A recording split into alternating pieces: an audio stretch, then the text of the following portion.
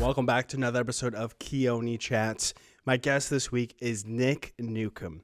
And Nick and I have, I guess, very long history together, kind of dating back to early high school years, where he was a wrestler, and then he shifted his focus from wrestling onto the musical scene at Sunset High School. So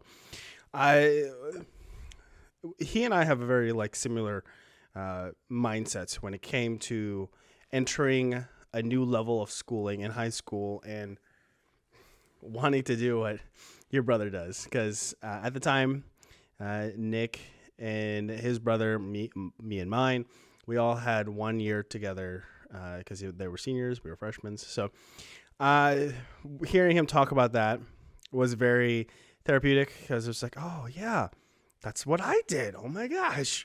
So just getting to talk with him about some of those choices he made and how it was partially his, but also partially an outside entity. That was a very interesting conversation, along with the whole conversation as a whole.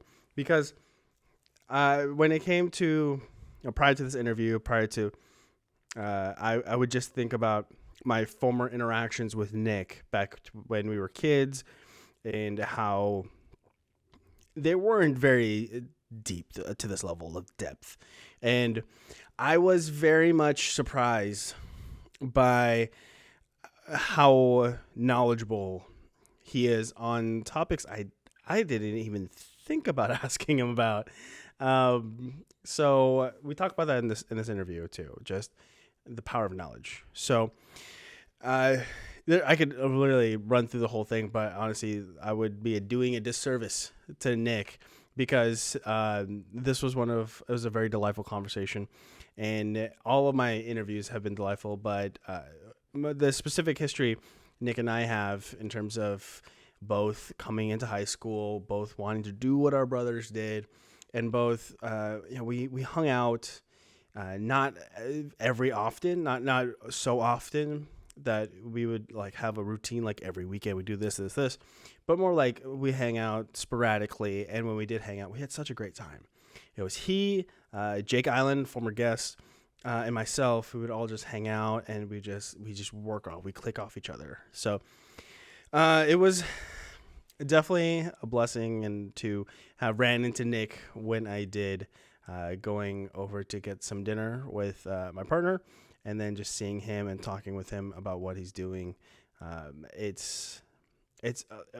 So what Nick does is he works with cameras on planes. So there's a whole part of it he goes into this interview, but that was just so cool to me. I was like, what?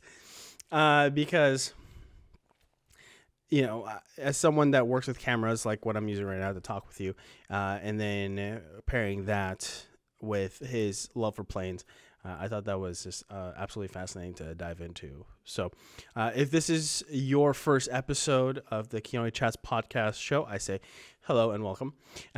So if you're here for Nick, perfectly fine. Stick around, though, as I do interview people that aren't very well known in the public sphere, but I think have very interesting stories to tell.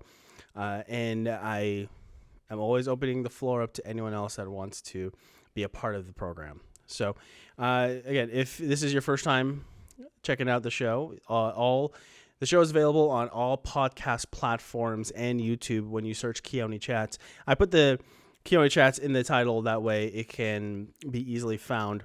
And you can like and subscribe there to be in the loop when new episodes are released. I do also post about them on social media, so if you want to be in the loop when those posts become out live, I guess is a proper word for it, then you can find the show when you search KC Media 13 on Instagram and Twitter, and Conluke Media on Facebook. In the lower right-hand corner of the screen, you'll see a little tag for my website, keoniconlu.com, keoniconlu.com. That's my website. I got to plug it because no one else will. That's where I put not just the video and the audio of each episode. That's also where I post my other creative content in terms of my blog series, the NFL mock drafts, which 2022 is in there. Again, I was aiming for 2 drafts, but only got 1. So I'm a little frustrated, but that's okay. However, you are listening to this episode on whichever platform you prefer, or if you are watching on YouTube, I hope you enjoy my chat with Nick Newcom.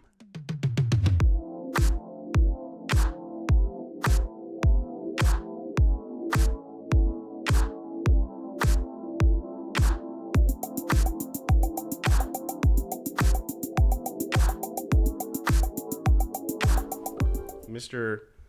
Nicholas, was it Jay? David. Jay? David? David. David? Are you sure? I'm just kidding. Maybe. Nicholas D. Newcom. That's the one. My goodness. The pathway of talking to people that I went to high school with continues on with the guy who, for the longest time, growing up, I mean, he was, okay. You must have known you were probably one of the more popular kids in school. I didn't know that. You did? No, and I didn't feel that way. Really? Yeah, I mean, I think people knew of me. But I feel like I was friendly and had friends in kind of every group. But my friend, like my group of friends that I outside of school hung out with was small and not necessarily by choice and not necessarily not by choice. I don't know how much sense that makes, but I spent time with outside of school with a small group of people. So in my mind, that didn't really coincide with like popular kids, like parties on the weekends, that kind of stuff. That wasn't really my thing. So yeah, I always just, because growing up, I was just one of those kids that, you know, still did sports, but it was more towards staying active. Also, brother did it. But then when we went to Sunset, I was just like, you know, we knew each other, but then every time I was like standing next to you, different people were wanting to talk to you. Different kinds of people were like trying to at least say hi to you. Yeah, and I guess that's kind of what I mean is like, I knew people in general, and I think in the most part, those relationships were friendly. And so maybe if that's how you define popular, then yeah, maybe I was. But you know, when I think of popular people, I think of like, I don't even know. Yeah. I guess in my like the first name that pops in my mind, which is funny, I haven't thought about it in a while, was like Ben Dill. Oh yeah. And so that I was like, yeah, I didn't see myself in that same realm. Yeah, you know, but maybe if that's how you define popular, maybe I was. I do always remember going to your, either if you gave me a ride, you saw me walking aside the street, you know, behind Safeway. Yeah. It's not as sketchy as it sounds, guys. It's a nice street. It was as sketchy as that. He just didn't know it. I walked a very questionable lifestyle back then. But yeah, it's just like, I just remember like you're super friendly, and then you're super open to like conversations, and also that was just, I guess some part of me always kind of like to find comfort in that anytime I hung out with you. I mean, granted, I would like to have hung out with you more, but then everyone would have wanted to hang out with each other more. Yeah. You know, it was interesting. Leading up to this, I was kind of thinking about like the last few times we hung out, which was in 2010, probably 2009, 2010. So a while ago, and I haven't really spoken since. I remember I ran into you once at U of O at Cadoba. Yes. Yes. So that must have been like 2012 or 2011. But I remember the last few times we hung out in high school, we were actually hanging out quite a bit. It was fun. I remember hanging out at your dad's place with like Kai and Morin and Rob Beatty, and yeah, it was interesting because like we'd known each other all through high school because of wrestling, and I actually in middle school too. I think I remember one of my earliest memories of you is you got a Nokia N-Gage. Yeah. Right? I think I just remember, yeah. Or you had some phone, kind of the newer phone, some crazy phone, and I remember being like, "Damn, like, whoa, Keoni's got the tech." Regular to like a keyboard. Yeah. And so that's like my earliest memory of you, probably. But so we were friends, and we knew of each other, and we were friendly with each other for sure for a while, for a long time.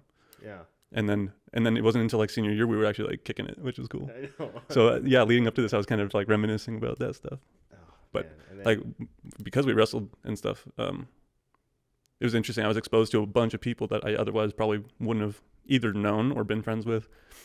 People outside of our grade, and people just from different cliques and stuff. Yeah, that's the cool thing about sports is like, although like jocks can be a clique in and of themselves, and that kind of is.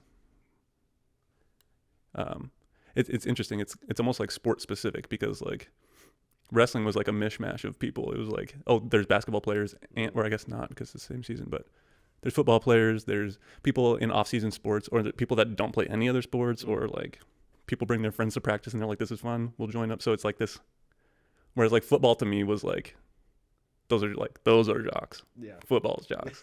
But there was a little crossover because the football team incentivized wrestling in the off-season, right? Yeah, and then, wrestling, it's one of those like even ground sports. It's like, with football, it's like, granted, again, with all these sports, you could lift more weights, you can be more active in the gym, that can help increase your chances of a W. But when it comes to wrestling, it's just you versus the other person. Yeah. Well, I mean, that's interesting that you mentioned that. Yeah. Was that what attracted you to wrestling? Definitely. I didn't do any team sports in high school. I did track. I do remember. I did track and I did wrestling. And the reason that I liked those sports is that my performance, or my result, was a reflection of my performance, but it was still a team sport on the meta, or on the larger scale, or on the macro scale.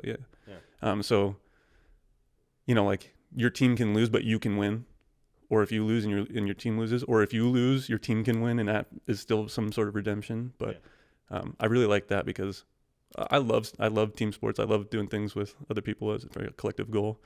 But there's something about sports that I like, that when they're individual sports, your result is a result of your performance and your training and your all that stuff. So I don't know. It attracted. There's a reason that I didn't do fully team sports like basketball and those sorts of things. One, I suck at basketball. That's a good reason for it. But just I like to rely on people, but when it comes to like winning and losing, I don't like to lose when I'm relying on other people, and that can be frustrating. Yeah, I mean, maybe that's a me problem. It can make it a little more interesting if like it does get close to the wire. Yeah. At least, I mean, granted, when it came to wrestling, I wasn't the greatest, or I didn't get to varsity and do well. But it was definitely like you were hard on yourself, but then I think the whole camaraderie. That's the thing that just makes any kind of like team sports, whether it's high school, pee-wee, or whatever. That's kind of what also helps build you as a person in your life. Totally. Yeah, I couldn't agree more. I think that sports have a really, really... I haven't played sports in a long time, and actually near the end of high school, I didn't even play sports. But in general, I think that sports are a really good avenue for people to learn not only their physical capabilities and how you can grow and change and the mental aspects of it, but also the social aspects of it, the collaborative aspects of it, winning and losing together, finding joy in winning, and trying to learn how to lose gracefully. Those are really important things, and I think that if people can obviously learn those things without doing sports, but I think sports are a good avenue for hitting those notes early in life. Oh yeah. So I did football, and I remember something I took away from it was like, okay, this is how you work hard and stay with it, and this is how you kind of grind out when it gets tough. Now, I mean, we're 10 plus years post college or post high school, so some resonance of that lesson still sticks with me. Was there anything you learned in wrestling that helped, that is kind of to the minor degree still sticking with you today in wrestling? Throwing curveballs at you, man. Yeah, no, I like that. No, maybe not. Maybe not. A lot of the reason I did wrestling specifically is because my brother was a wrestler, and so as far as it being a choice of my own, I chose to do it, but it wasn't something that was genuinely mine. Like my brother was a popular kid. My brother was a cool guy, and so I was like, oh well, that's what that looks like. Okay, my brother pole vaults, I'm gonna pole vault. My brother wrestles, I'm gonna wrestle. So I don't really know if a lot of wrestling stuck with me from an athletic standpoint or from that mental standpoint, because a lot of my reason for doing it was because I just wanted to hang out with my brother. That's perfect, man. So maybe there's some I don't have any that are like stuck in my mind, but I mean, we both have that. I think isn't Ian is Nick's brother, and my brother Jack are they about the same age, or just like a year apart? They're a year apart, but they graduated the same year. My brother skipped kindergarten, so he's a year younger in age, but same graduating year, I think. Yeah. So I just remember, my brother did football. I wanted to do football, and then he did dragon boats. I wanted to do dragon boats. And then I think when I started doing my own thing, like, or let's just put this podcast as an example, then it did feel nice to start developing my own identity. Yeah, and so that's what I was talking about with those last couple of years in high school. I've played music since I was in like third grade.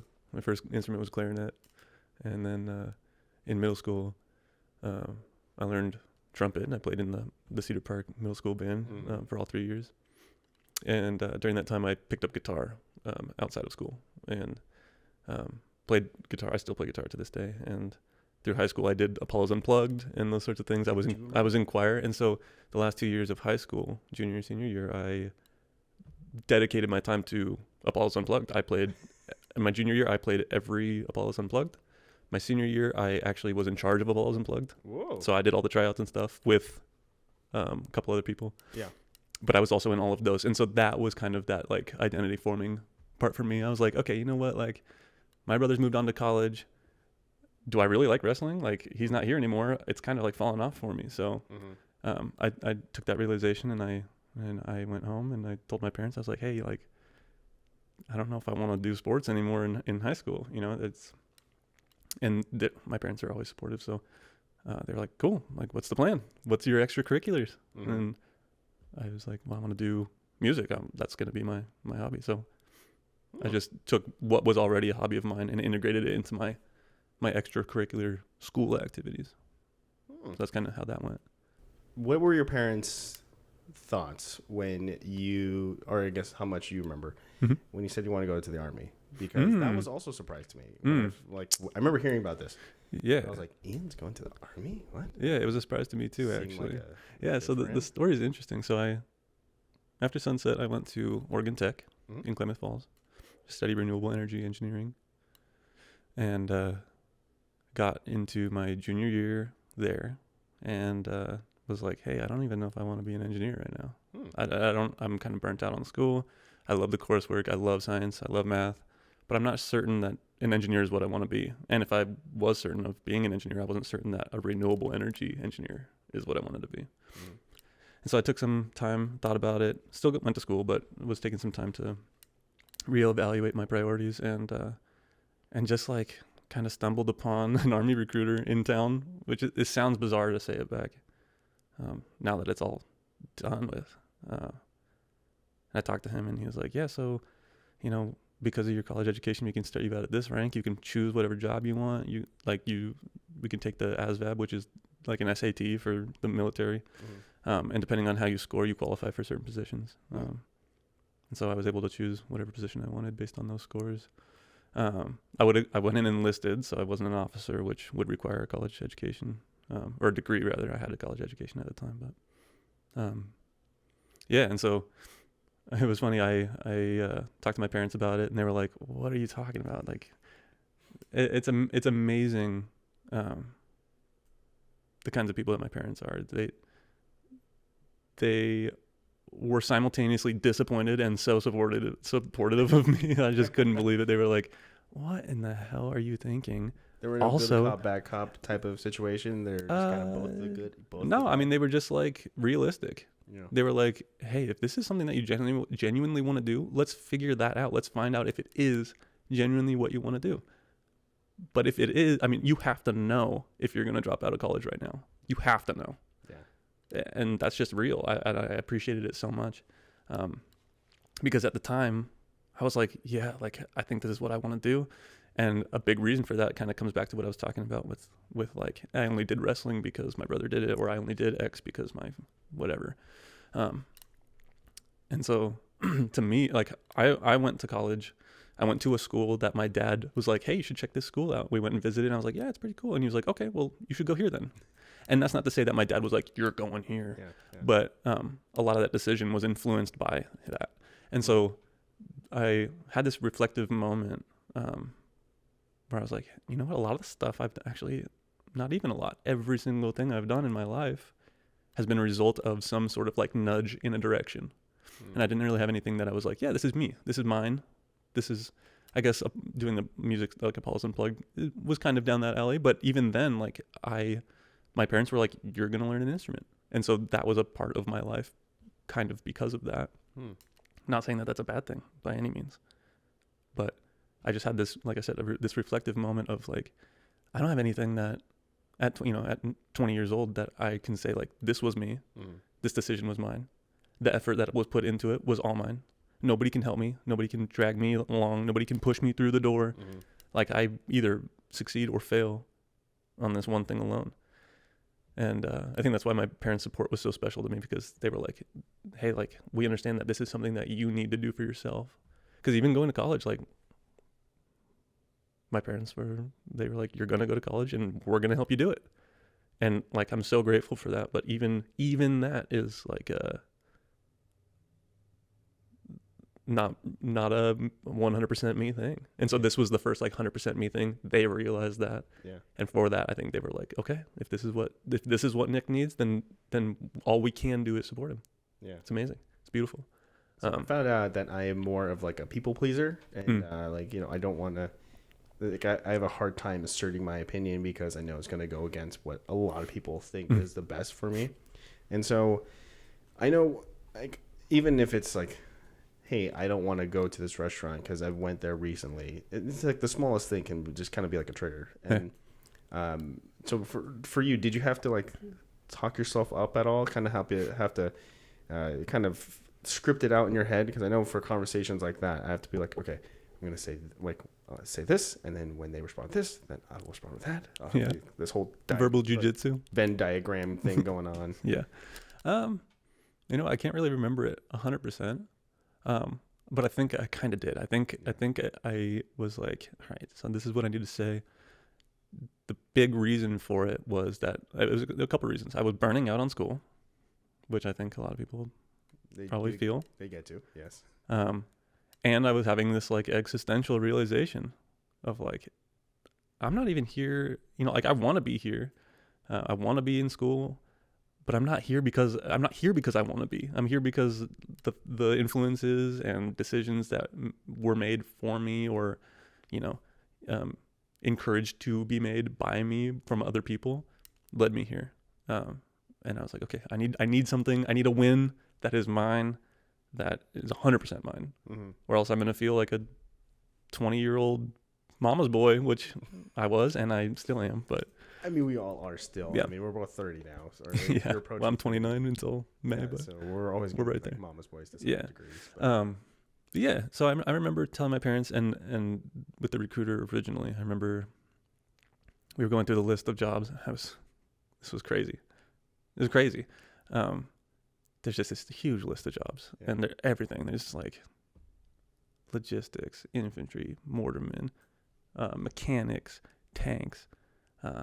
And I came across a job called a forward observer, and I was like, oh, what's that? And he was like, well, they're the guys that like call in artillery.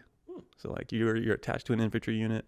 You go out there, you're on your binoculars, you're laser designating targets for stuff. And I was like, that sounds sick. And like, when I look back on that, I'm like, why did I think that sounded cool to me? I mean, it does sound cool. Now it doesn't sound cool for me. It looks good on somebody else for sure. And so when I told my parents, I was like, yeah, I want to join the Army and I want to be a forward observer. And my parents were like, what's that? And I was like, look it up. And then they looked it up. And then my brother called me. Really? Mm-hmm.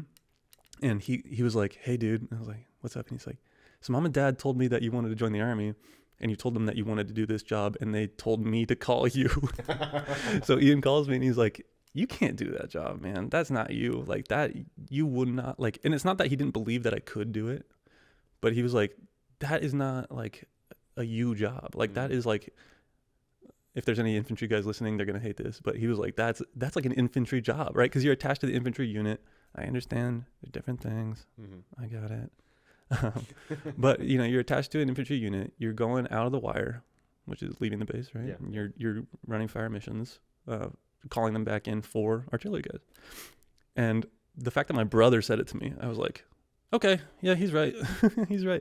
I think if my parents had given me a little pushback, and I think that's why I think they knew that. My parents are very smart people. Yeah. I think they knew that. And so he called me and I was like, okay, I got to listen to this. And I agreed. And so I went back to my recruiter and I was like, I don't think so, man. Because he was an infantry guy, so he was like, yeah, dude, like, this is cool. Like, they'll talk up any position, really. Yeah. Yeah. And so he was like, okay, well, like, what else do you like? And I was like, well, you know, like my dad worked in aerospace growing up. I love planes. So he was like, well, what about like this? There's the, you know, this Chinook mechanic. And I was like, I mean, I don't know what a Chinook is. Isn't that like a casino or something like that? Yeah, it's that. Yeah, and so I was like, oh, okay, so I'm gonna be working on slot machines in Southern Oregon. No, this is awesome. No, so Chinook's a big cargo helicopter. Mm-hmm. It's the one with the big two rotor blades on top. Mm-hmm. Big tube made by Boeing. And so I looked it up and I watched some videos and I was like, whoa, this is cool. Yeah. And I learned more about it and I talked to the recruiter and he was like, yeah, so basically people start out as mechanics. And then when you get to your unit, you can work your way into a flight position, mm-hmm. which is crew chiefs, not piloting. That's an officer's job. So crew chiefs, flight engineers, those sorts of things, door gunners, that kind of stuff. So this is that job. And so I was like, cool, sign me up. Let's do it. So I chose that, and I went into basic training 2013, and then after that I went to advanced individual training until, when was that? 2014. So the basic training, I asked this to, I had Rolando Rado as a guest about 2 episodes prior. Yeah. Well, he was a Marine, right? Like, oh shit, realization moment. Like, I'm in something other than normal life. Or this is just like, this is the shifting moment of like going from civilian to like, okay, now I start my journey as like a military person. What was something during the basics that you experienced that you can talk about and not get, in trouble about? There's nothing you can get in trouble about. Statute of limitations. No, there's nothing you can get in trouble about time. Well, Rado was a Marine, right? Yeah. So our experience was going through the same basics to some degree, right? I mean, probably not. I can't speak to the Marines. Like I think they call it boot camp. Yeah. Which and people are this is why I was talking very carefully. I had a little bit of throat clearing about the infantry conversation. I'm gonna have a little bit of throat clearing here about the Marines versus Army thing. I imagine the Marines training is another level of crazy and hell compared to what I went through. So Rado, this is points from me. All right, if you listen to this, you're gonna give me points for this. They're different, man. Mm-hmm. They're different. Marines are trained to be riflemen regardless of their rating, right? Which is whatever job you picked. So you could be a logistics guy. You go through boot camp for the Marines. You come out as a rifleman, like you are a killer, right? Army, it depends on what your training difficult or intensity is dependent on the job that you're going to do afterward. So like since I was a support role, I went to Fort Jackson, and the name for Fort Jackson is Relaxin' Jackson, because compared to like if you were to go into infantry, you'd go through basic training at Fort Benning, and at Fort Benning they know that the people there are going into infantry school afterward, so they get a whole different flavor of basic. Okay. Right. So like we did all kinds of stuff. Like I did some crazy stuff in basic training for sure. Like I fired shoulder mounted rocket launchers, machine guns, automatic grenade launchers. I've thrown hand grenades. I've shot rifles.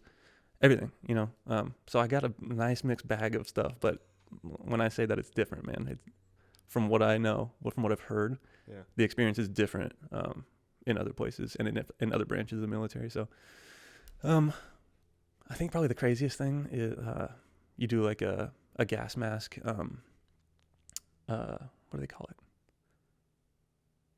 it? Confidence course is what they call it. So you put on a gas mask, you go into a chamber, and they release gas in it, a choking agent. And you wear the mask and you can feel it burning your skin, but you can't feel it on your face and you're not breathing it. So it's to teach you, like, you can rely on this thing, right? Like, what if you're in an environment where you have to breathe, you can rely on these filters and your gas mask seal to keep the gas out. Damn. And then they tell you to take the mask off and breathe to show you how effective it really is. And when you take it off, like, you get the tiniest little, and then you're choking and you're coughing and you're throwing up and your nose is craziest experience. Yeah. Crazy. Like you feel like you're going to die and you're in a chamber. It's down a hallway. So there's 50 people in this room, small hallway. Everybody's like, I got to get out of here. So people are like pushing past each other and they get everybody in a line, no mask, your eyes are burning, all this stuff. Damn. And one by one, you have to go up to them and say the soldier's creed, which I can't even remember at this point, So, yeah, I mean, in like military movies, they have that happening, or they have some form of like a gassing agent So that's kind of what I was imagining. I was like, I don't know if it's like actually accurate the way they portray it, but it's just like thinking like, oh, Nick Newcomb, the guy I went to high school with, the guy I'm sitting right in front of right now, he had to experience that. Yeah, I mean, what they're using is like pepper spray basically, but it's like really concentrated, and then they aerosolize it, so it just fills the air. So it's not like you're getting pepper sprayed in the face. It's just the air you're breathing is aerosolized choking agent. So people that like experience like gas attacks and stuff, it's not the same. I'm gonna keep saying that because it's like I want to be honest and genuine about what I'm saying right now. You're in basic training, you're in no danger. When you are in danger, it's not fun. I imagine. I'm not certain if I've ever been in danger. I guess I'm glad that I don't know if I have or not. Yeah. In that way. But I imagine for people that are like, oh, this is dangerous, that's not fun. Yeah. I can't imagine it is. I had a good time at basic.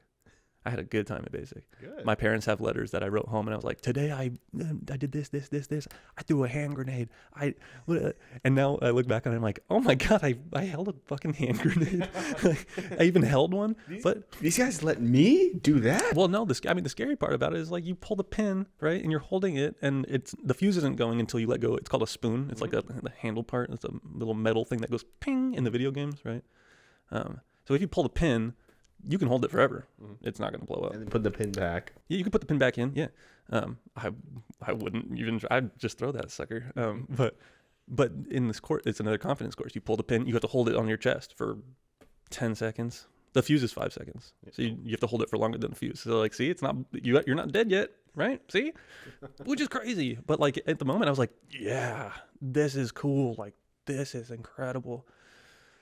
Was there any like kind of, I guess, did you envision any video games that you played? We played some video games. I didn't play a whole lot together. I play a lot of video games. I think we played. No, I think it was Jake and I. We did play more Halo. Yeah, or maybe it was you and I or something like that. But Elvis. Did you envision any video games? Was it an inner psychopath that kind of got unleashed? While you're training? Big psycho energy. No, no.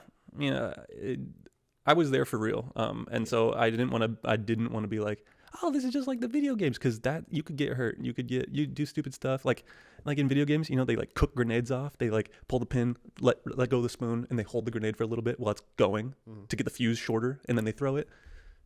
Don't do that. No. Anybody listening to this, if you ever find yourself in possession of a hand grenade, first of all, don't pull the pin. Second of all, if you do pull the pin, don't release the spoon, because they're not designed to be cooked off. You're not, like in the video games, you hold them, you're like, oh, I'm going to hold this thing, and then I'm going to throw it like a baseball at them, and it's just boom. The fuses, this is crazy. We don't have to talk about the Army forever, but or at least basic training forever, but the fuses vary in time, as from my knowledge. They can be 3 seconds, they could be 5 seconds. You don't want to be the person to figure out which one it is, right?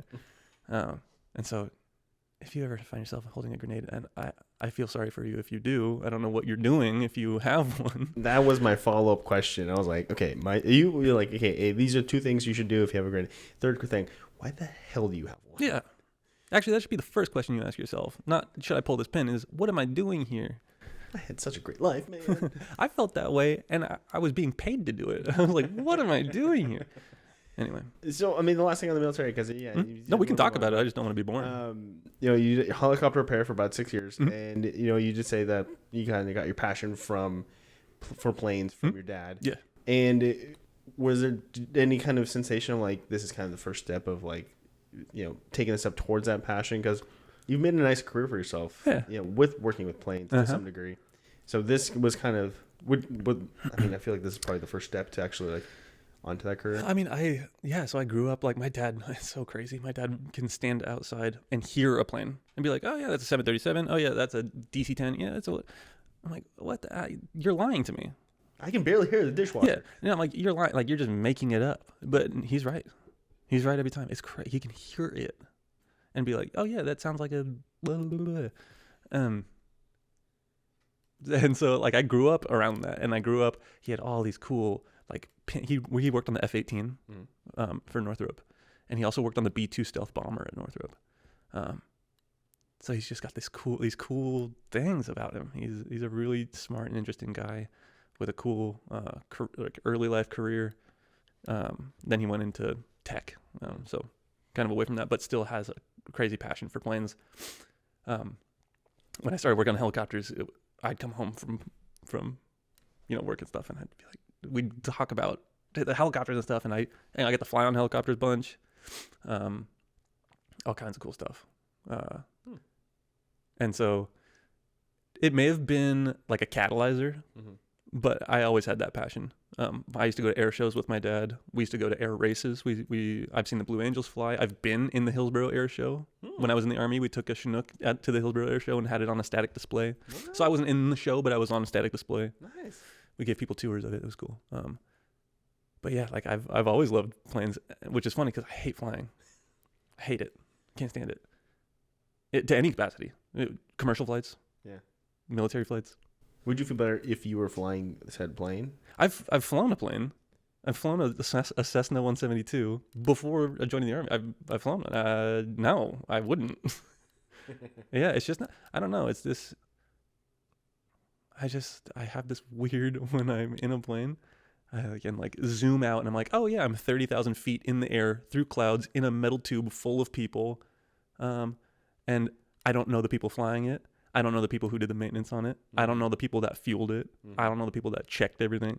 So I have these weird like sober moments where I'm like, I can't think about it like that. It's not that I'm scared necessarily. It's just that my brain's just like bam, bam, bam, bam, bam the whole time, and I like have to sleep or something, or like have something like so interesting that I just don't think about it. I mean, that's why people on planes have books and whatnot, or drugs. Not me, but people just like pop something and just pass out for 12 hours. That sounds nice, but yeah. So, but back to your question. Yeah, this definitely was a nice foot in the door for the current work I'm doing, which is a combination of aerospace and defense. It's cool. Yeah. So when I ran into you recently, kind of gave me a quick rundown of what you're doing. Yeah. And then my research process, because a lot of the people I talk to, they aren't in movies or like doing music. Well, a few people with music, but I had to find my resources. So I checked your LinkedIn. Deep dive. So what exactly is, you don't have to say the name of the company, but what? No, I can't. That's fine. Okay. Yeah. Yeah. What is your line of work? Because I know it is camera related. Yeah, it actually is. Yes. So I'll talk about really briefly my education leading up to this. So the story about my schooling didn't end with the Army. I finished. Did you go to Portland State? I transferred to Portland State. I studied physics. Graduated from Portland State, physics. So I took all the parts of engineering out of it and just stuck with the pure science, pure math. Love it. So I did that. Then when I finished up in the Army, I started looking for jobs in aerospace and in defense in particular, because it's kind of what I know. Yeah. And so I wanted to work somewhere with like cool technology and stuff to kind of itch the science part. And so I worked for Raytheon, which is one of the biggest defense contractors in the world, which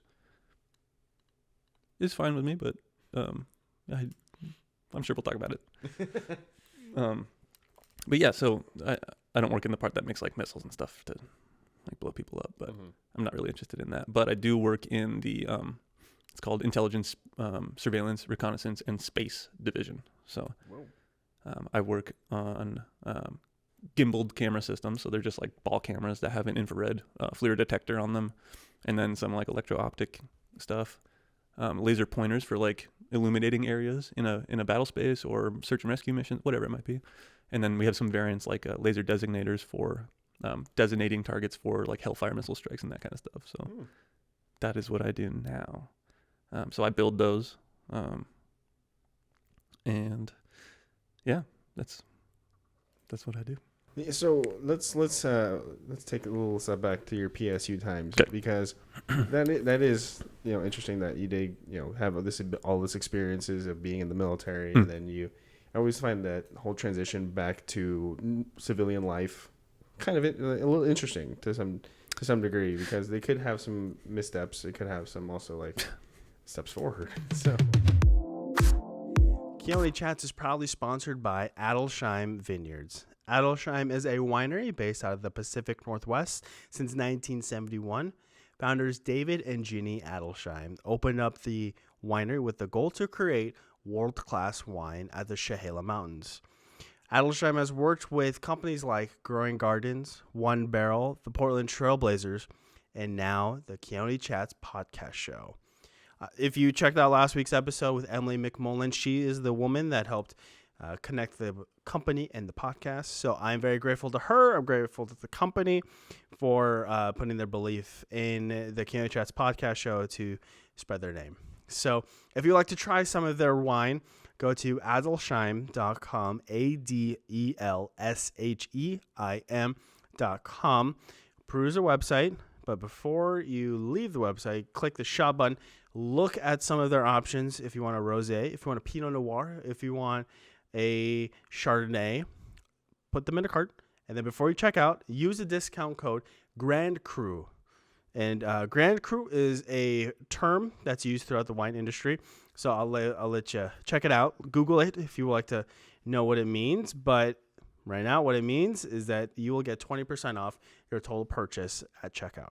So create a cart, put some wine, put some merchandise if you like, and then use Grand Cru, GRANDCRU, for 20% off total purchase. You must be 21 years and older to purchase any alcohol from Adelsheim, but if you do want to use the discount code for some merchandise, that's fine as well.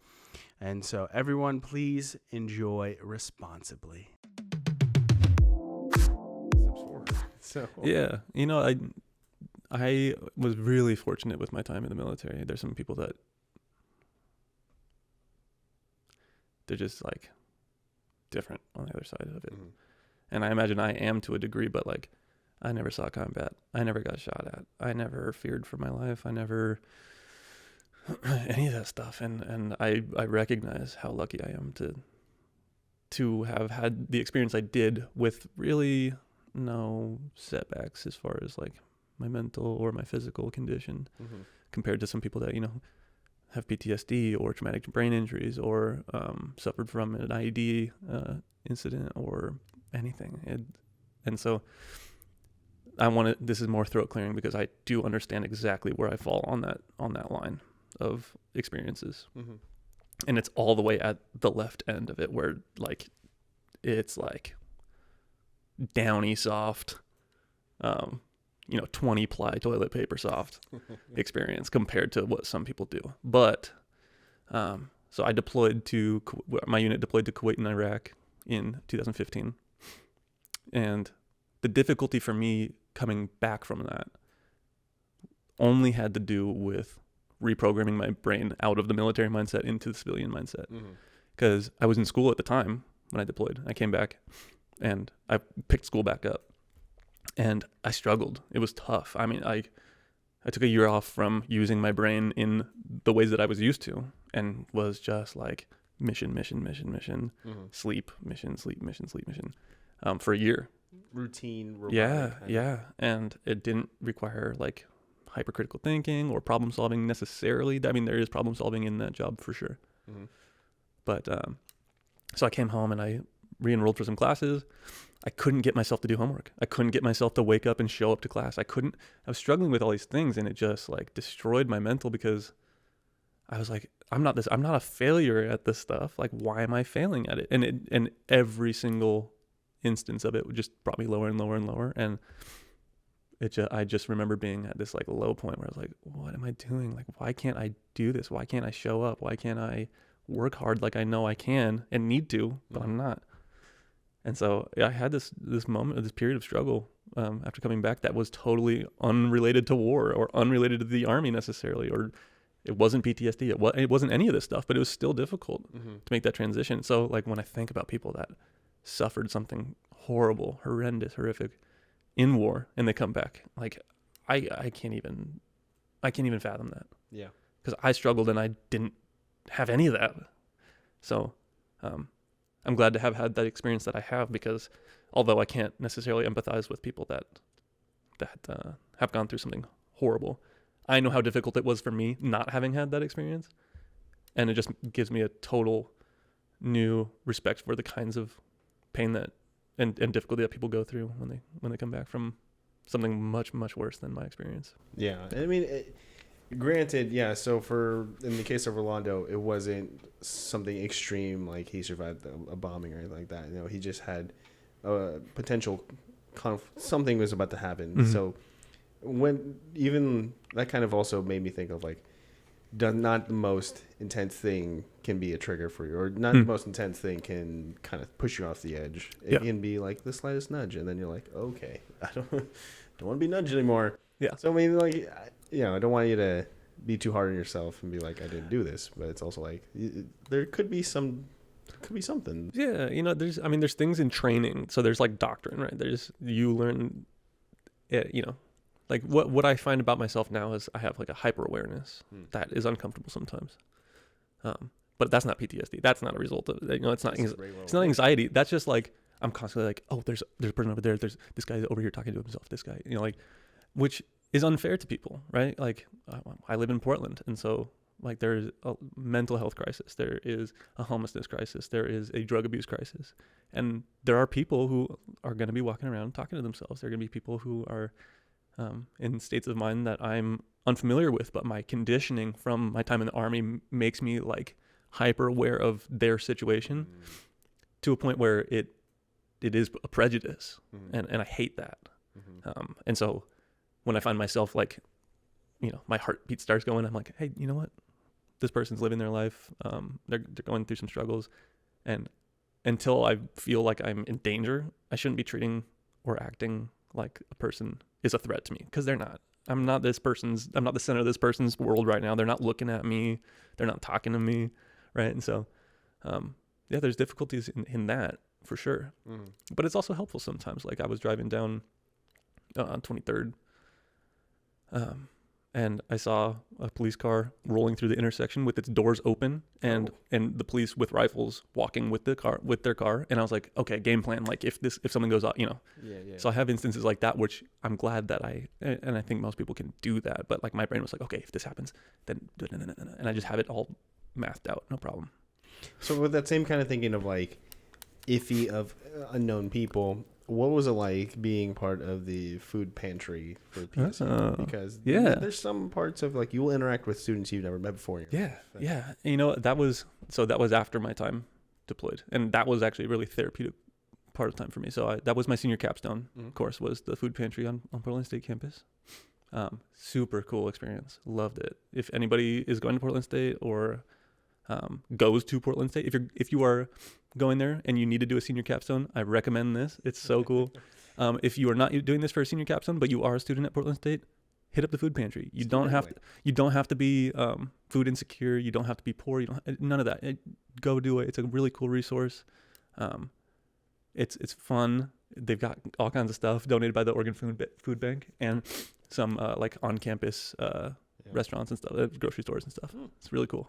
But yeah, so when I was working that class, we learned about food insecurity and how like Portland State has homeless students or houseless students, or like single mothers who have food insecurity because all their money's going to tuition. It's like brutally difficult. So to be a part of that solution was like really great.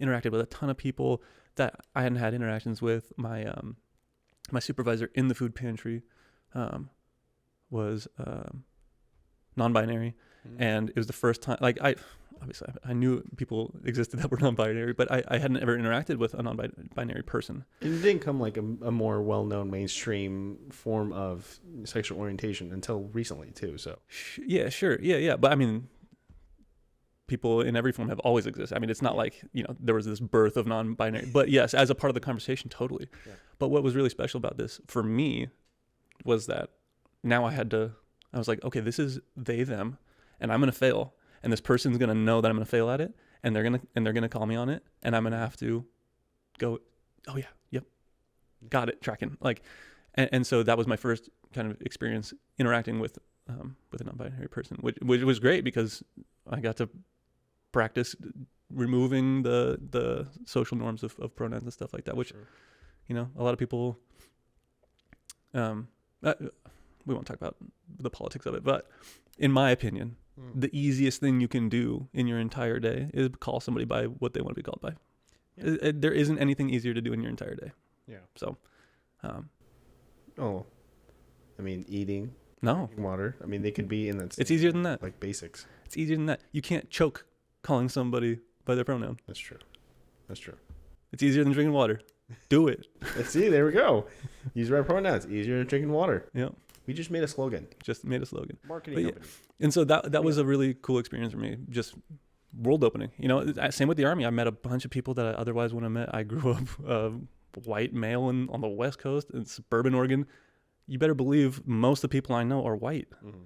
And so joined the military as an enlisted person and just getting to meet people from all over the country, all over the world, different races, genders, creeds, religions, everything. It was so cool. So cool. I mean, that was probably the best part about it. So, and maybe that's a me thing, because I know that there's people that join the military who are not that way, where they're like, oh yeah, I want to meet like a diverse group of people with different backgrounds and stuff. No, there's guys that are like I'm racist, and all there's good and bad. Their culture that they grew up in, it carried with them to the military, where there's a lot of diverse people there. Yeah, but also a lot of the culture in the military is that culture. So it's interesting. This is kind of what I discovered about the military, at least from my perspective and my experience, is it galvanizes you in the direction of who you were when you went in. Mm. So like obviously that's a generalization. That might not be true in general, but it might just not be true for some people. Yeah. But like, I was probably the only liberal person I knew the whole time I was in the Army.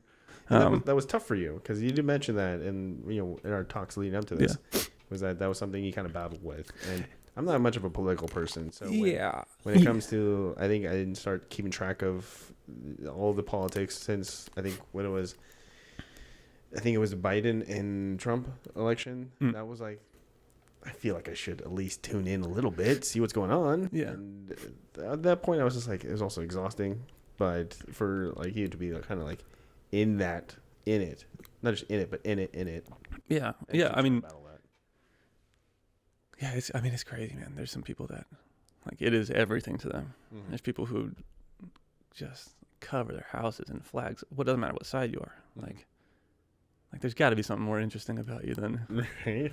I want more depth, man. Yeah. Maybe I'll just bring them on my show. But at the same time, there are people where like, I don't really feel bad for people who put like MAGA shit all over their house, but I do when people, put up like Black Lives Matters, flags, stickers, posters, all that stuff. Like these people are living an experience that is a result of shitty politics. Mm-hmm. So cover your house and shit if it's that, honestly. But yeah, it's weird, man. There's some people that make their whole identity about the fact, like I lived in the Dalles and I lived in Hood River, and man, it's wild. There's people whose whole identity is Trump won.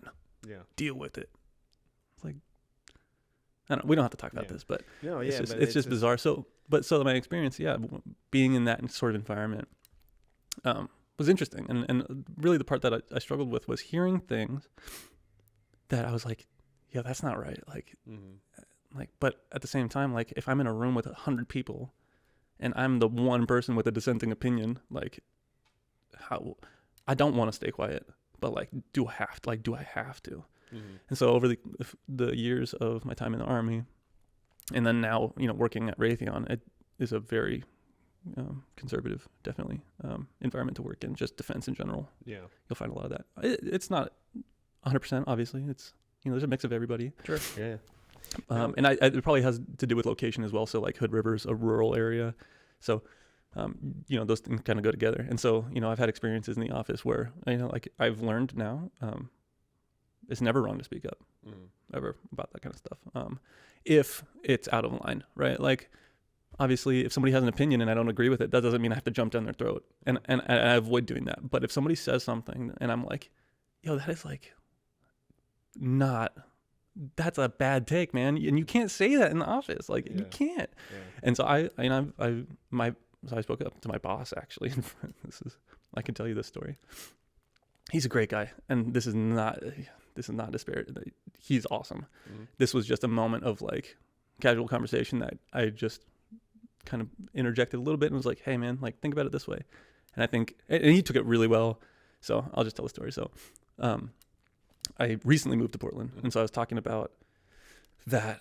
And then this whole conversation basically left me, and it was a few of the guys in the facility talking about like drug abuse and like the like houseless camps all around Portland, like tent cities and stuff. And people were talking about like, yeah, it's just like, it's disgusting. It's like how it's, you know, terrible, which I agree. It's terrible. I think we were talking about different things though. You know, I think it's terrible because like these are people suffering. And I think they were talking about it's terrible because they think it's gross. And they think like how humiliating for Portland, how, ugh.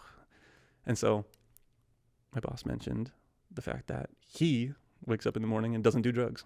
How hard is it? And I was like, I immediately was like, okay, like, that hit weird. And just hearing it come out of somebody's mouth, it's just like, what is that?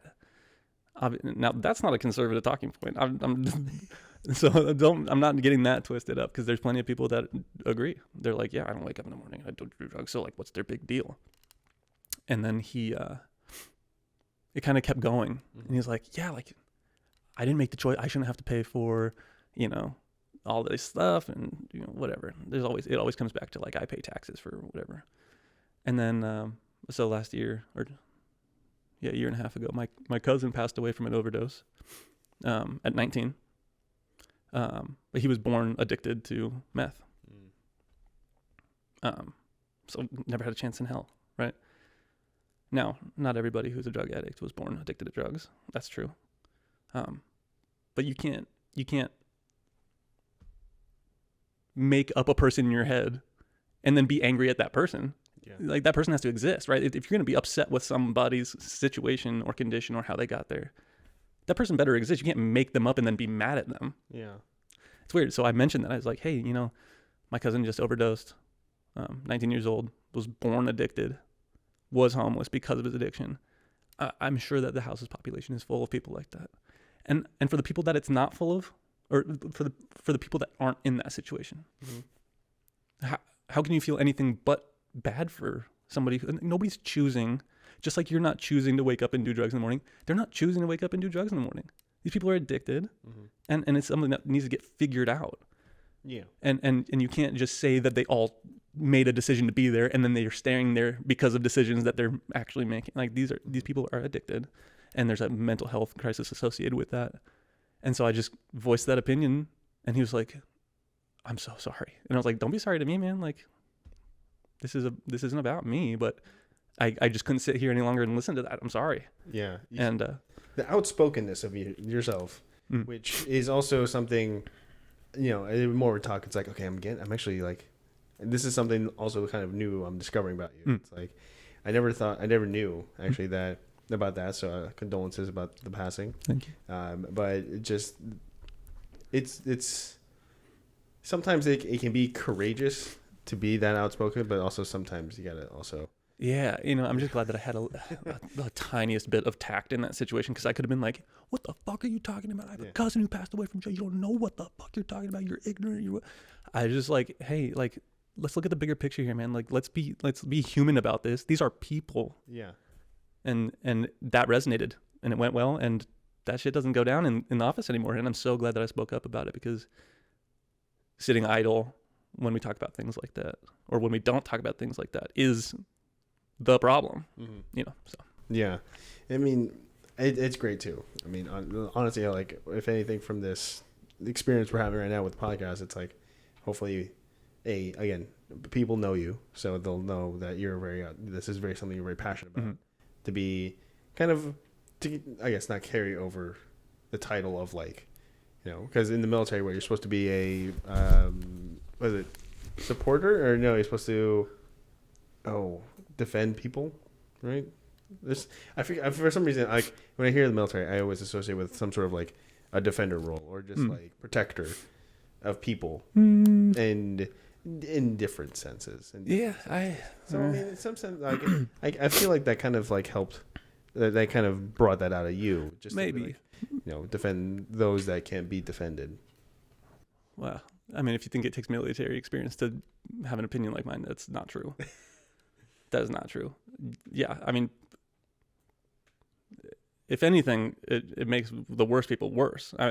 This is something that I actually have taken issue with in the past too. Is like compulsory respect for people who've worn uniforms. It is gross because some of the worst people I've ever met are uniform wearers, right? And so like, no, there's nothing about somebody who wears a uniform that is any piece of merit to that person at all. If you've ever worn a uniform, you're only as good as the person inside the clothes. It's a non-starter for a conversation, and so like, you know, I've talked to some family members who are like, you know, like, I understand people's issues with like the police and that kind of stuff, but like, you know, I respect the person who signs up to stand in danger's way and wear a uniform. And I go, why do you respect that person? You don't even know that person. That person could be the worst person you've ever met. Why? Like you have to earn respect, and you don't earn it by putting on clothes. What the hell is that? So, I don't buy that. I don't buy that. You know, maybe something about joining the army. I don't know. I don't think so for myself. And it can't be true because there are thousands of people in the army who are racist. There are thousands of people in the army who are sexist, who are homophobic, who are every obic word and more and worse. And so, yeah, it has nothing to do with it. And perspective is what you've been inside of the system. I've only seen it from like media and talking to people. So that's probably why my perspective is a little more higher up than yours is. Yeah, but I mean, I think anybody can view it through the lens that I'm talking about. It's like, think about what it is to be a good person. How much of that has to do with what clothes you wear? Zero. Right? What does it take to be the president of the United States? You have to be American born and 35 years older or older. So like, why do I have to respect the president? When the things that make you president are your age and where you were born. Those are the only two requirements. Right? And so like, I will respect the president who is deserving of respect. I will respect a person who's deserving of respect. Doesn't matter what uniform they wear. Doesn't matter what their job is, what their education level is. Somebody deserving of respect gets respect. And that's it. That's the only thing we're talking about. So, Nick Newcom with the hot mic and the hot takes. Oof, man, this is a new fiery passion inside of you. I've never seen before. Let's go.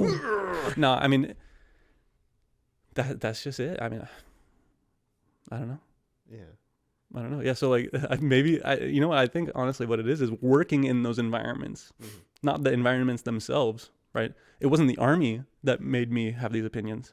It was working in the environment of the army that made me have these opinions, because I just heard so much dumb shit for so long, and I owe a lot of that to my perception of that to my parents. I feel like just by talking with you over like almost close to an hour now, is that a lot goes through your mind in work, in life, and everything else. Yes. And something I asked you was just like, how do you relax?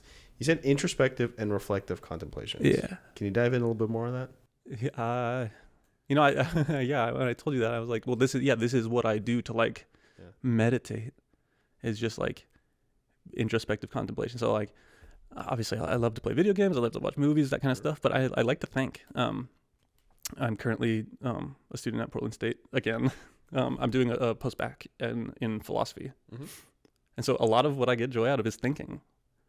And it relaxes me, and I can think through my own thoughts. I can think through thoughts that other people have that I've heard, different opinions, figure out how I feel about them, and to kind of catalog those things in my brain. So when I have conversations like this, I have an opinion. Yeah. And I don't think it's wrong to not have an opinion about things, but I think it is important that if you have the opportunity to inform yourself, then it is your obligation to inform yourself and then create an opinion. Yeah. And whether I agree with that opinion or not, it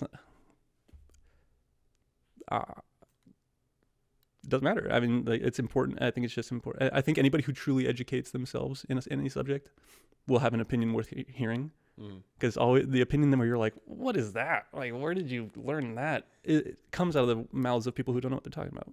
Yeah. Nobody's ever said anything that was well informed that also sounded like crazy bullshit. Like, So But so when I gave you this opportunity, when I talked to you about coming on here, how did you feel knowing that this could be a platform where you can share your opinions and thoughts and a good portion of what the world's going through right now, or just more recently, and then now with your sweater, with what's going on in Ukraine. Yeah. So the Ukraine situation is this is interesting because like when we talked about the podcast, I was like, oh yeah, it's probably gonna be talking about like high school stuff, wrestling. Nothing like it. This is great though. I like just the free flowing conversation. That's how I roll. Off the rails. Me as the sand on against the stream, and I'm trying to make a metaphor here. Yeah, yeah, I'm seeing it. So here, this is my take on the Ukraine-Russia thing. Russia is not the enemy. The Kremlin is the enemy. The Russian soldiers who are being sent to Ukraine and are being massacred by the defending forces are victims of their own government. And although they're victims of their own government, the Ukrainian people who are defending their country I'm rooting for them, right? Because they are fighting for land that is rightfully theirs. And although the people that are trying to take it from them are not necessarily acting under their own free will, there is a good guy in this fight, I believe.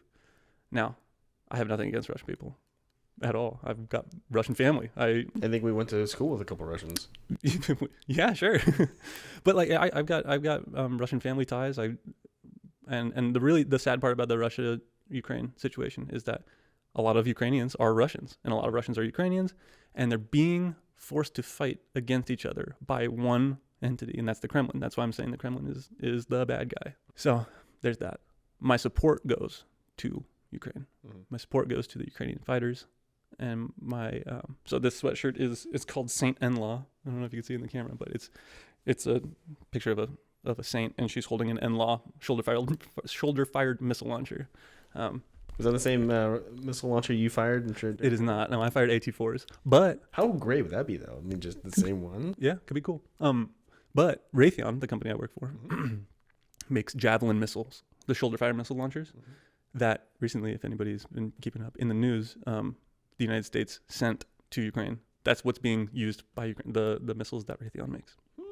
The shoulder-fired missile systems. To great effect. There's pros and cons to working in that's a weird fence to live on. Yeah. I'm not pro-war by any means, which is weird coming out of the mouth of somebody who was both in the Army and currently works in the defense industry. But like my company also makes NASA spacesuits. They make the CO2 scrubbers on the International Space. I mean, they make all kinds of stuff. So it sucks because the portfolio is so broad that I'm like, oh, we make intercontinental ballistic missiles, but we also make NASA spacesuits. Do I want to work for a company that makes NASA spacesuits? Yeah, I do. And it sucks. It's like you take the good with the bad, and this isn't what I want to do forever. And I wouldn't say I struggle with the morality portion of it a lot. Because what I work on isn't a weapon, but it does assist in destruction. Yeah. But it also assists in surveillance, and battle space awareness is good for keeping everybody alive. It's good for keeping, I don't use good guys, bad guys in situations, because to the bad guys, we're the bad guys. So it keeps people on both sides alive. When you have battle space awareness, you never get caught ambushed. That way, it reduces the amount of destruction and damage and death that needs to be done. So I'm happy to work in surveillance, reconnaissance, that sort of stuff. But yeah, so I have a coworker who's Ukrainian who has family he has like 30 to 60 family members that live in Ukraine. Of those who are men, they're fighting there now. Oh wow. I've got a family friend who they've got family in Russia who their family is conscripted and is fighting in Ukraine. It's really sad because it's putting people against each other who would otherwise recognize each other as brothers, and it's they would share a cup of sugar or share some vegetables. Yeah, it's because of Putin. Friendly things, and so that's why obviously there's people that are pro Putin in Russia, and even and I think when there's an environment of propaganda and that sort of thing, and that goes for every country. Russia's especially good at it. So. Those people are, in my opinion, could be wrong about this, are victims of their environment. Yeah. But then again, I don't give a pass to people with evil thoughts. So I'm sure there are people who are not victims of that situation, and in fact are just profiteers of it. So when you look at like the oligarchs and that sort of thing, like those are profiteers of the situation. So it's not just Putin. That's why I'm saying like the Kremlin in general. But as a whole, Russia isn't an enemy. The Russians are not an enemy. So that's like when Portland had their riots during the Black Lives Matter. There were some people that are actually there to try and provide support for the movement in show representation, and then there were some that were just there to cause more havoc. Yeah. So it's kind of like that kind of situation. And if people need a little more way to compare it, I mean, that's the best way I can really handle, I guess, really digest it all. It's like I have to compare it to something. Yeah, I mean, I would say that, there are comparisons to be made maybe in that, but that was a situation of a social break. Yeah. Where it's just like, enough is enough. Look how angry we are, and rightfully so. But there was nobody telling people to get out in the streets, and from the other side, there was nobody telling people to get out in the streets. As far as I know, there might have been, who knows? I'm not a conspiracy theorist, but this was people acting on their own, voicing their opinions, their despair, their reality, so that people could hear it and see it. And it's just such a shame that, there was rioting. That's not the shameful part. The shameful part is that it all gets categorized as rioting by the opposition, the opposing side, the side that doesn't want to hear the story. They go, well, we're not going to listen to that because, like, look, a building burnt down. Like, yeah, a building burnt down, and that sucks, but that has nothing to do with what's going on. I mean, it's talking about the wrong thing. It's being mad about the wrong thing. And if you're not mad about the thing that the people are protesting about, then you're mad about the wrong thing. Yeah. If you're mad that a shoe store got lit on fire, me too. I'm mad that a shoe store got lit on fire. Sure. Yeah. I'm not as mad about that as I am about a black man being killed by 3 police officers. And if you are more mad about the store that got burned down than that, you're mad about the wrong thing. Yeah, because the stores can be rebuilt, clothes can be remade, everything that can be remade. But then to try to just be upset over like the smallest thing versus ignoring the bigger thing, that's like, shift your priorities, shift your views. Come on, man. Come on, man. You can do this. Yeah, and those same people are like, I don't like talking in generalizations, so I'm going to say this carefully, but the people that will do that are not the people that showed up on January 6th, but are the same people that would show up on January 6th and go, this is peaceful. It's peaceful for us to break into the nation's capital. It's peaceful for us to, if that's not, now I can be angry about that. Oh yeah. That's different than burning down a shoe store. That's like, that's our national. We're not going to accept the outcome of an election. Like, that's different than burning down a shoe store. Yeah. I mean, and we've seen the results now of like they're catching people and then they're throwing them in jail for like, I don't know, let's say at least the minimum 5 years. And I think there's some like 2 year, 4 year stuff like that. Yeah. There was a guy who just got charges, or not charges. He was indicted. What's the word? Convicted? I think indicted was the right. No, it's when they actually give you the sentence. He was sentenced. When they give you the sentence, what's that called? Sentencing. That's right. What's it called when you go to a McDonald's and you order a cheeseburger? What's that thing? Oh, it's a cheeseburger. Yeah. It's called ordering. It's called it's called ordering a cheeseburger. No. Nailed it. So this guy got sentenced to 4 years for showing up to January 6th with a car that had 2 handguns, an AR-15, a shotgun, 12 Molotov cocktails. 4 years. I mean, that guy got it easy. Yeah, man. That guy got it easy. That's crazy. There's people with life sentences for drug charges. It's like, what the, I don't know. Yeah. I don't know.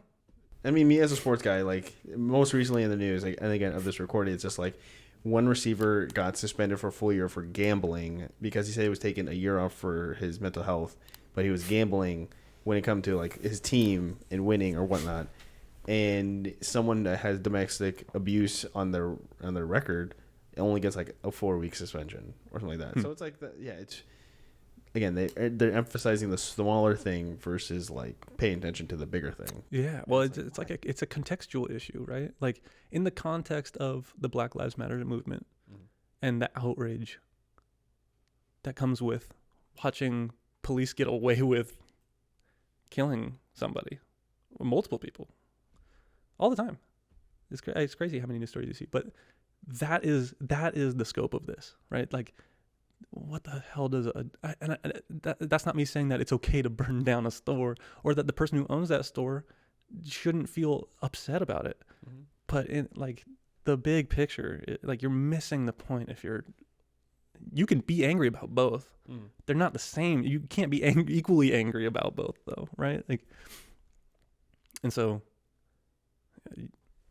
yeah, I don't know.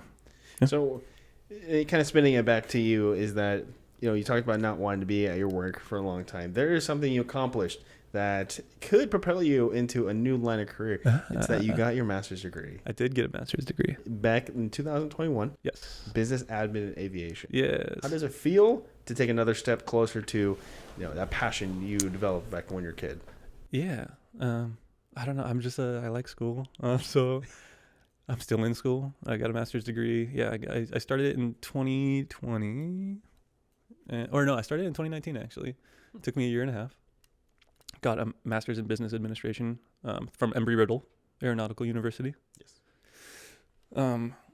Really cool program. I like business. In my current job, it is useful. It's just I work in tech, but it is useful because I work in systems engineering, which is kind of an all-encompassing engineering that governs design, planning, viability for manufacturing, and for like making money, like profiting off of it. It has to do with customer requirements. So if a customer says we want this to do this, this, and this, I'm in charge of like making sure that is in the forefront of the development of that product. And then on the back end, testing the product that we end up with, the prototypes, everything.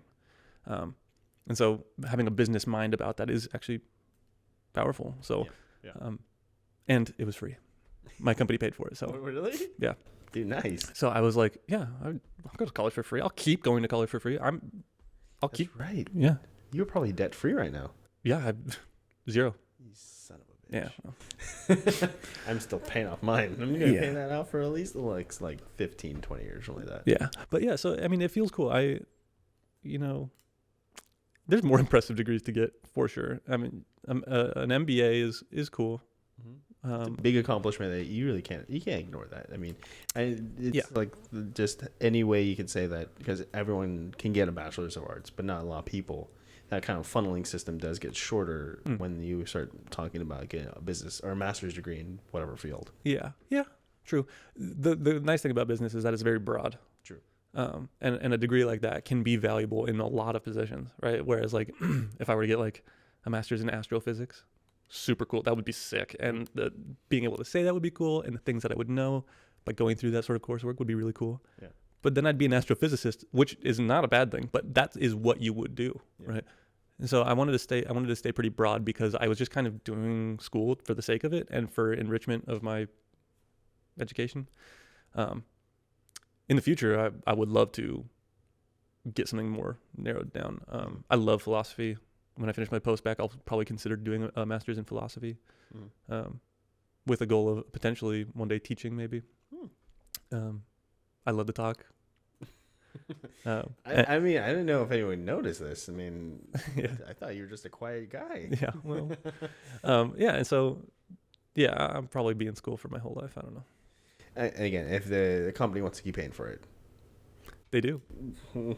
What else can you do, man? They do. What else can you do? Yeah.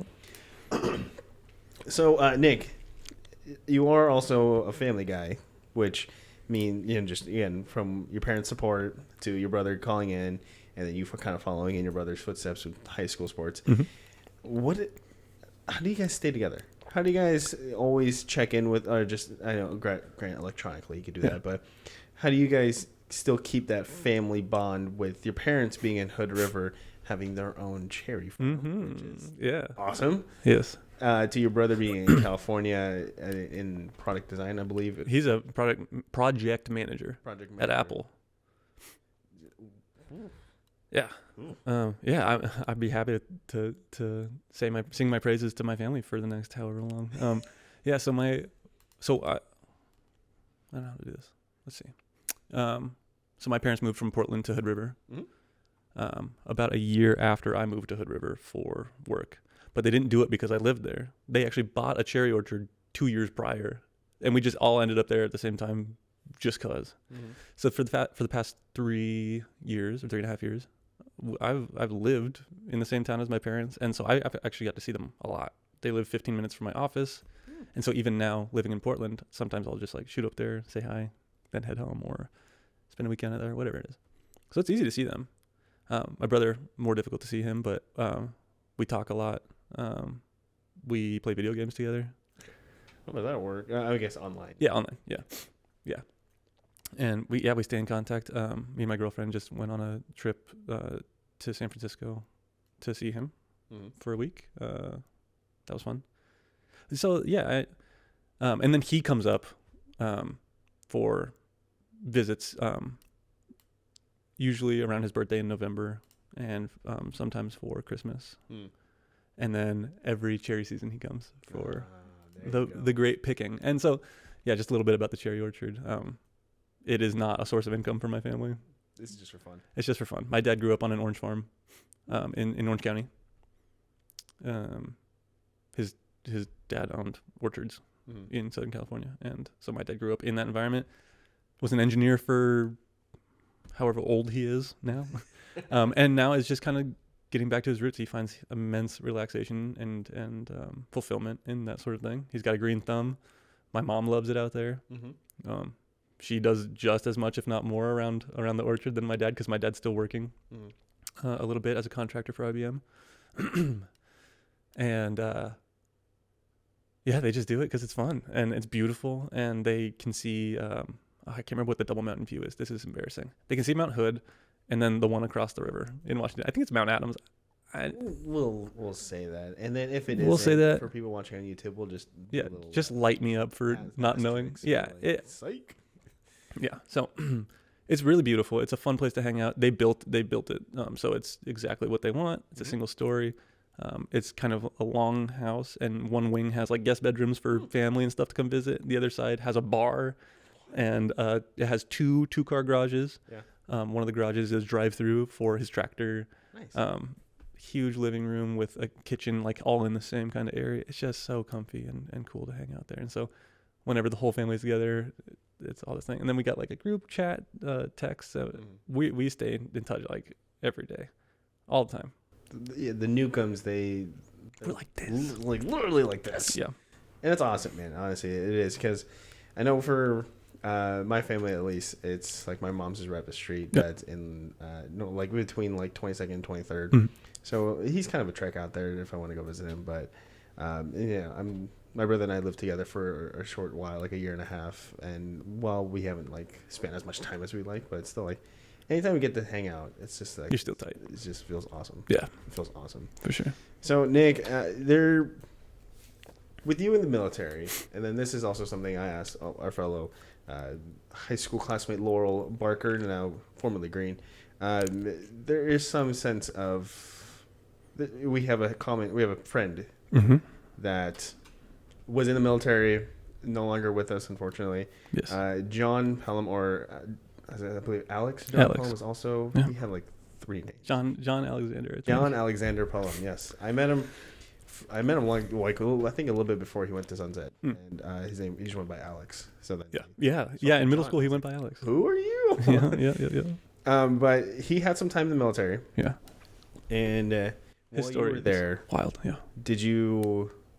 Was there any like thoughts of him at all? Ooh, that was close. Yeah, our time in the military had very small overlap. So I came back from all my training in November of 2013. So then November, December, January, February 12th, 2014, he was killed in Afghanistan. So tiny overlap of time spent in the military. And so basically my first experience with tragedy in the military was John Pelham, and I remember I was talking to him after we were friends in high school, but like I said, like when in my I was wrong about Ben Till. John Pelham was popular. Yeah. Right. Okay. He was definitely in every you turn around, you see him, and you turn around again, you see him also over there. Yep. He was everywhere. He was everybody's friend. He was nice. He He was just a cool guy, and everybody wanted to be around him. Yeah.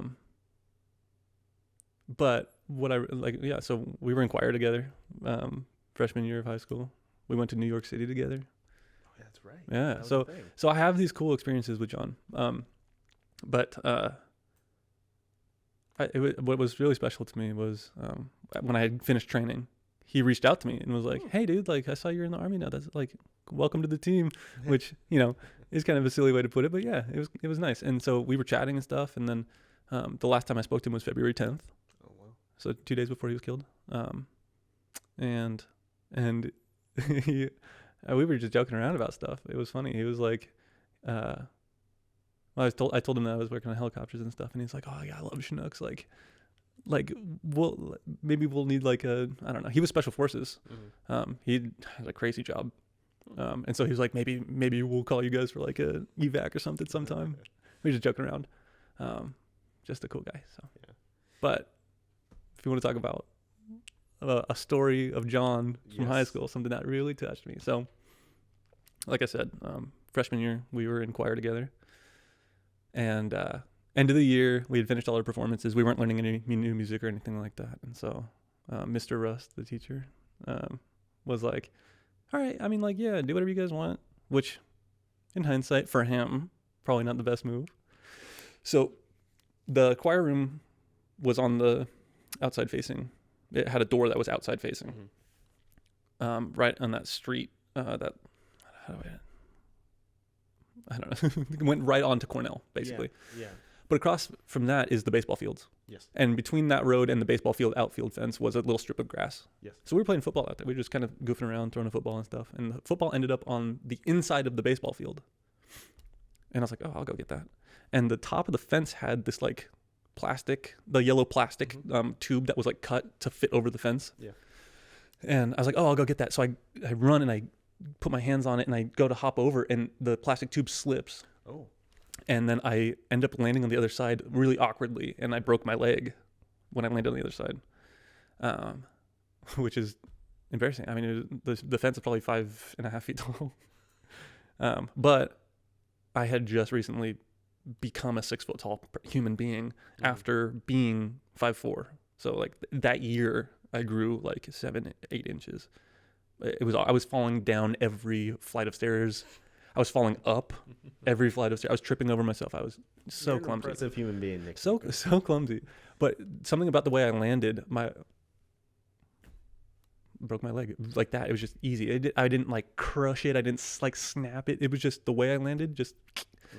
And I knew immediately. I could feel it was right in the middle of my leg. So there's no joint there to hurt. That's a broken bone, right? Yeah, if it was up here, I'd be like, "Oh, I think I messed up my knee." Or down here, I think I messed up my ankle. Yeah. Right in the middle of my leg. Yeah. I was like, something popped and there's no joint to pop there. That was a bone. And so I was like, "Oh my God, I think my leg's broken, guys." And everybody's like, "No way." But John was like, "Really?" And I was like, "Yeah, I'm pretty sure." And he's like, "Okay." And so he hopped over the fence. He picked me up and he carried me from the back of the school to the front of the school's nurse's office. He carried me all the way there. Damn. And he sat me down in the nurse's office, and the lady was like, "What's wrong?" And I was like, "My leg's broken." And she's like, "Your leg's not broken because you wouldn't be saying my leg's broken like that." Be screaming. And John was like, "No, like, I think it's really broken." And I was like, "It really is." And I remember this, maybe TMI. I picked up my leg and I just watched it go burn. And she was like, "Okay, yeah, that's broken." It's a short story about John, but after he died, it has become the only thing my brain goes to when I think of him. It's just the kind of person he was. He was like, "Yeah, let's get you fixed. Let's worry about Nick right now." Yeah, and I mean that just speaks to like how he wanted friends first, people first, and always making sure that not dismissing anything, just jumping in there when needed, and that really did speak to him. I mean, I had some. I mean, we did sports together. I knew him again prior to him coming to Sunset. So during that time, again, I was way in my head and I was way overthinking. Which prevented me from acting on a few things. And that's one thing I do regret. It's like, I didn't suppress some of those like overthinkingness of like, "Oh, this is John Bellin. He's everywhere. He's not gonna care. He's not gonna notice me. I'll just kind of lay low and whatnot, and we'll just get by." And then he played sports, and then that's when we were like, "Oh, okay, that's right." Like he's actually open to learning, even though like he was more a baseball guy trying out for football. It's like that's right. He's open to learning. So I was like, oh, okay. I like this dude. Just wish there's more opportunities. Yeah, he was cool, man. He was cool. Yeah. Like peak cool. Like he's just like, it was crazy, dude. I remember watching him walk around. I was like, this guy looks like he has figured it out. Like he's been living for 100 years and he just knows what's up. But I was like, I'd be walking around and be like, does it look weird the way I walk? All the time. I was like, but he was just like, yeah, this is me, man, and I got it figured out. It was amazing. It was beautiful. He was a really beautiful guy. All right, Nick. So as we wrap this up, there's some. I'm not sure. Again, if you have not listened to or watched any of my episodes, I will not be upset. My brother barely does. I have. Are you going to hit me with some rapid fires? Not rapid fires. Just more hypothetical questions. Okay. Because had a great conversation so far. I'm glad. How are you doing? How are you feeling? I mean, I drank a bunch of water this morning, so I'm good. That's the challenge of this thing. I'm good. Challenge. Let's go. You gotta let's see, like pace yourself when it comes to water. I mean, this kind of goes up your alley. What would you do if you were suddenly given world-class hacking knowledge and ability? Hacking. Ooh. What is the first two things you do? First two things. Geez, that's tough, man. Because like you could go straight nefarious, or you could go hacking abilities. Whoa. Right? I was like, oh, this one could be a thinker. I don't know if I know enough about hacking to really know what you could do with it. Well, if you think like maybe I'd figure out what's going on in Area 51. Yeah. I'm not a conspiracy theorist, like I said earlier, but it would be interesting. I mean, there's a reason there's secrets, right? And so that'd be cool. Just get a data leak from Area 51. And we'll just stick with one. I don't know if I can think of another, and I don't want to spend a bunch of time sitting. I think that's perfect. Cool. I think if I could hack into anything, it would be. I mean, there's always like, oh, you can be Robin Hood type, take from the poor, give to the take from the poor. Yeah, yeah, just like Robin Hood. Yeah, so I'd probably drain all the money from every poor person's bank account, and I wouldn't give it to me. I'd give it to like Elon Musk. Probably he knows what to do with it. He seems knowledgeable. I like his demeanor. So since you're kind of like a home, apartments, homes, whatever. If you could, what shape would you want your house to be if it could be any shape and still function? There you go. Now I did it. Good job, it could be any shape. I'm gonna retire now. It could be any shape. Any shape, and still be functional. And still be functional. Like you can open doors, you can live in it. You can have a home. So it could be one bedroom. Oh, what's a 4-dimensional cube called? It's called a 4D. No, it's the thing from Captain America, the cube. Oh, the Tesseract. The Tesseract. It's called a Tesseract. That's what a 4-dimensional cube is called. So I'd probably live in a Tesseract. Yeah. And it would glow blue. Yeah. Well, what's cool about Tesseracts in the movie, it couldn't be a 3-dimensional object. A Tesseract by definition is a 4-dimensional square shape. But it casts a 3-dimensional shadow, which is weird, right? Yeah. So I would have a 4-dimensional house that casts a 3-dimensional shadow, which would mean I would have 3-dimensional house shadows in my house. Can you imagine the square footage of a small space? You'd have like, no, I don't know. There's some like cool like geodesic domes. You know what those are? Geodesic. They're like, it's a dome and it's made out of like octagons or hexagons. These weird shapes. Yeah. They're not pretty. I think they're cool though. So maybe that. I don't know if I want to live in that. I don't know. I like the obscurity of that question. Right. It took me a little bit to find it, but I was like, let's rock with this. Well, Nick, this is usually the part where I do offer to give a social media shout out, but since you don't have one, I'm just happy to be here. Nick, what's it like to have a podcast episode to your name? It's cool. I mean, this is a really cool thing. I watch podcasts and I think it's fun. I'm always like, it'd be cool to be on one. So I'm happy to be here, man. This is cool. I like your setup. I've listened to a few of the episodes that you've got, and they're cool, man. It's fun to hear from people that I was friends with or people that I just know of. It's sweet. I'm looking forward to hearing. You've got some upcoming guests that I'm like, oh, I know those people. I mean, I don't know if I actually knew them. I knew of them and I had interactions with them. But yeah, I'm excited. It's cool. Nick, thank you so much for coming. Thanks for having me. Giant thank you to the guests for coming on and telling their story. And giant thank you to you for sticking around until the end of the episode. If you like what you heard or watch and would like more from Keoni Chats, the show can be found on all podcast platforms and YouTube. So like and subscribe there to get notified when new episodes are released. Or if you would like to follow the show on social media and get your notifications that way, you could do so by following KC Media 13 on Instagram and Twitter and Conlu K Media on Facebook. So if you'd like to become a guest, you can email me at kcmedia13@yahoo.com. Tell me your story. I'd love to talk with you and love to get you on the show. So until the next episode, everyone, please take care.